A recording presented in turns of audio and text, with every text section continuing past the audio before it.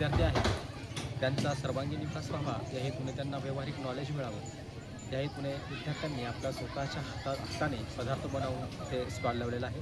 आपण बघूया आतमध्ये. आपण बघत असाल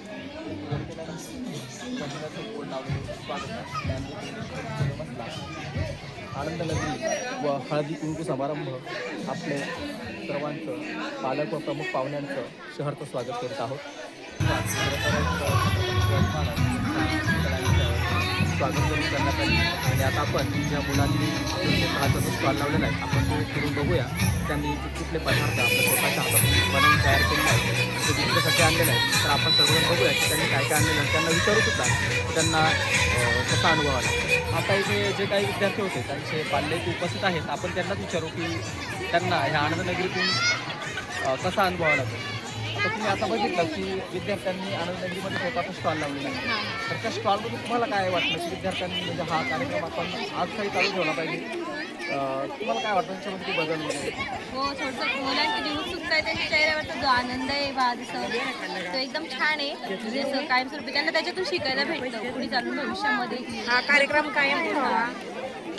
उपयोगी त्यांच्या, कारण की त्यांना पुढे चालून कोणी कसं कशामध्ये परफेक्ट असतं काय त्यांना पण खरेदी विक्रीचा अनुभव. आणि हा कार्यक्रम असा पुढेही चालू ठेवला पाहिजे. आता आपण काही विद्यार्थ्यांची प्रतिक्रिया घेऊया.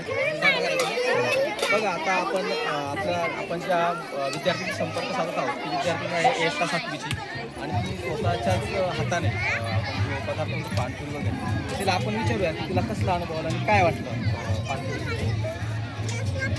सर मी पाणीपुरी बनवलेली आणि मला खूप आनंद झाला की माझ्या स्कूलमध्ये असा प्रोग्राम आयोजित केलेला आहे. मला बनवताना खूप आनंद झाला आणि ही पाणीपुरी मी फर्स्ट टाईम माझ्या हाताने बनवलेली स्कूलसाठी आणि ग्राहकांसाठी.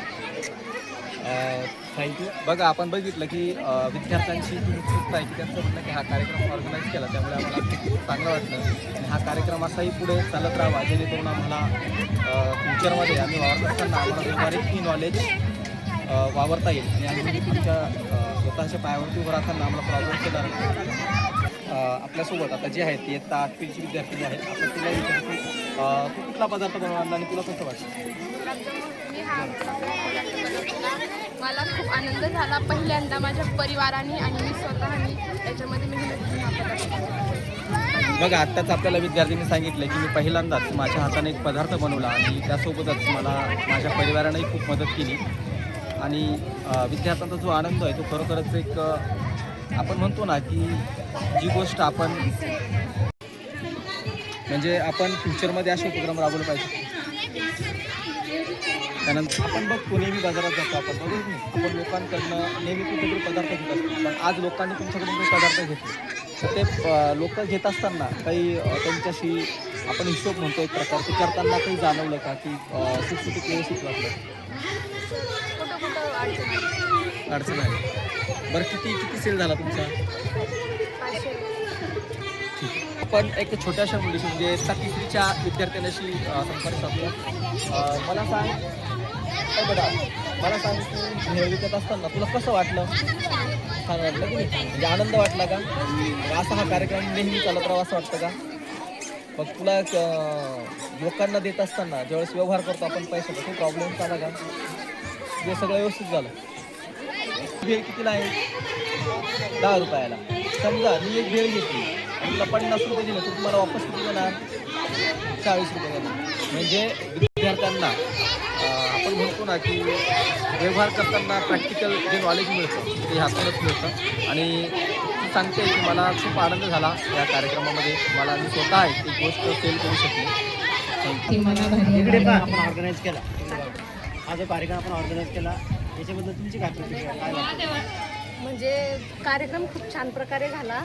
आनंदनगरी आपल्या शाळेत पहिल्यांदाच झाली. शाळेला तरी 12 ते 13 वर्ष कंप्लीट झालेले आपल्या. तर ह्या वर्षी पहिल्यांदाच आनंदनगरीचा कार्यक्रम ठेवला. मुलांच्या मानाने खूप छान प्रकारे आनंदनगरी झाली साजरी. म्हणजे त्यांना सर्व मुलांनी खूप छान प्रतिसाद दिला व पॅरेंट्स लोकांनी पण प्रतिसाद दिला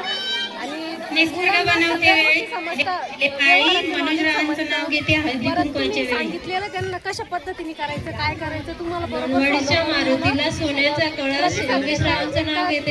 एकंदरीत सांगायचं म्हणल्यावर कार्यक्रम खूप छान पद्धतीने झाला आणि मुलांचं पण म्हणजे प्रोग्रेस कशा प्रकारे आहे आपल्याला ते समजून येतं याच्यातून व्यवहारामध्ये वागणुकीमध्ये समोरच्यांशी बोलण्याची पद्धत सगळं समजून येते.